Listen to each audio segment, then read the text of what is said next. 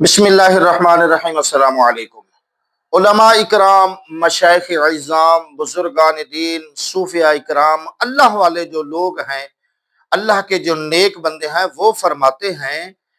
کہ جو بندہ مسواک کرنے کا عادی ہو، یعنی اپنے منہ کی صفائی رکھتا ہو، منہ کے اندر خوشبو رکھتا ہو،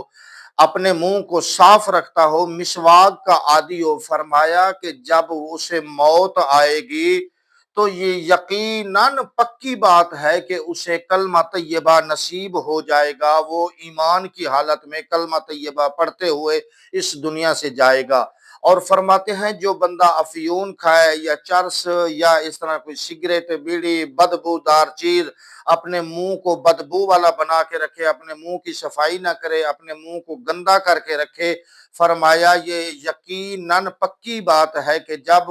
وہ مرے گا تو اسے کلمہ طیبہ نصیب نہیں ہوگا، وہ تڑپ تڑپ کر مرے گا۔ اللہ تعالی ہمیں عمل کی اور سمجھنے کی توفیق عطا فرمائے، آمین۔ السلام علیکم۔